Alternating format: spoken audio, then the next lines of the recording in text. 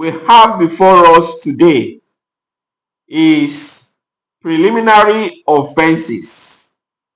Preliminary offenses. Now, we need to know or recall that there are instances where a substantive offense may not have been completed, but nevertheless, an offense of a different kind has been committed because of the actions or agreement in the preparation for the substantive offense. That is what we call inchoate offenses. So, and these inchoate offenses that we are talking about, they are usually attached to substantive offenses. So, preliminary offenses are usually linked to the actual offense, or the offense is substantive offenses. For example, murder. So, murder, we cannot have attempted murder, attempted arson. Let's look at the definition of of this. Section 4 of the Criminal Code says that when a person intending to commit an offense begins to put his intention into execution by means adapted to its fulfillment and manifests his intention by some overt act, but does not fulfill his intention to such an extent as to commit the offense, he is said to have attempted to commit the offense.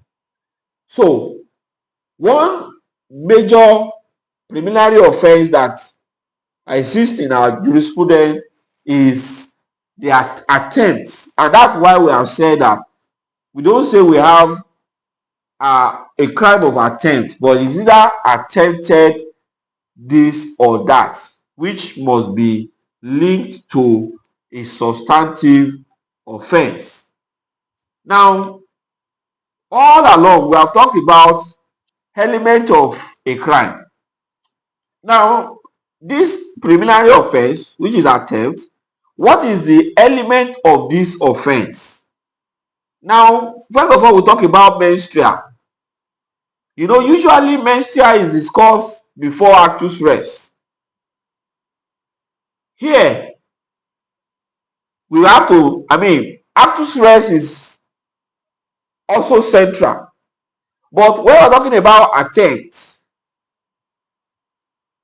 mens rea is discussed before actus reus. The mental element assumes paramount importance in attempt because it is the working of the mind that leads to manifestation.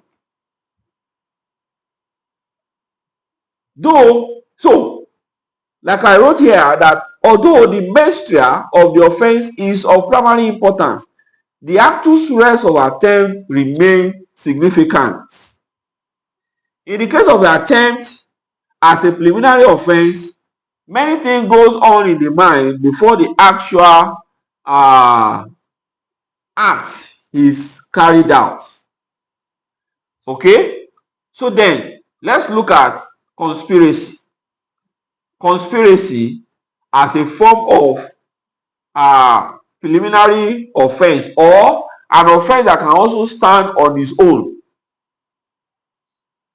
So, it says that, definition says that in our criminal, okay, let me just read the slide to you. It has been shown that criminal law does not generally punish mere intention. But if two or more together express a common intention to do something unlawful, then that agreement alone may suffice for criminal liability, because the plot of a number of people is more dangerous than a single person. Conspiracy as an offense. Conspiracy as an offense. Conspiracy is not defined in the criminal code, but section 518 just talks about it.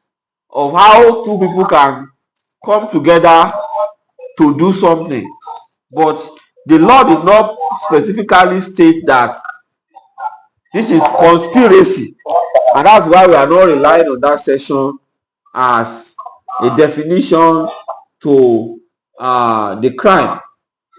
But section 96 of penal code provides something that we can hold on to as definition. It says that when two or more persons agree to do or cause to be done an illegal act, or B, an act which is not illegal by illegal means, such agreement is called a criminal conspiracy. Where the two of them have agreed to do or to cause to be done an illegal act, if there has been meeting of the mind as to what they want to do, in that case, the two of them are guilty of criminal conspiracy. So, conspiracy cannot be committed by one person because of the fact that there must be meeting of mind of one or two. So let's look at the element of the offense of conspiracy. Number one there is agreement. In that provision of penal code that we read just now, we see that agreement between these two individuals is crucial. So this element is agreement, and we are saying that no physical action needs take place and no consummation of the crime need be achieved or even attempted. Once the parties have agreed, the offense is complete. And under criminal code and penal code, the agreement alone does not suffice to prove conspiracy. In order to establish the offense, it must be proved beyond reasonable doubt. In addition to the agreement that the accused persons manifested their mutual intention to each other by some overt acts, indicative of either an express or implied agreement to carry out that intention.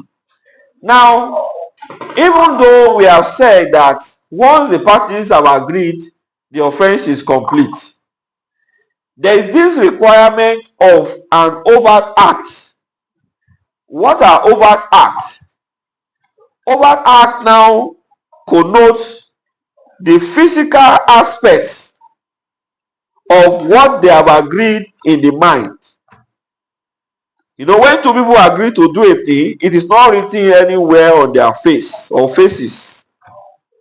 It is only when they show sign or they do anything to signify their intention that the act can be said to exist, because no man knows the acts of another. So therefore, that is key, that the parties must display some overt acts. What are the exact? Let me give you an example just to drive home the point. If two people have agreed that today we want to carry out a robbery, now it is not important that the two of them have had that meeting of the mind, because a third party may not actually know whether they have agreed to do what they plan to do. But the overt act that we spoke about earlier will now come into play when they have gone to survey the place, and while they were actually surveying, it became obvious to the security personnel around, maybe they were looking at them through CCTV, and saw how they were trying to look at the gate, trying to look at whatever, and again maybe there was something they saw as obstacle. They've gone ahead to destroy that thing. Probably they were planning to strike at night and they saw a CCTV there in the afternoon. They've gone ahead to destroy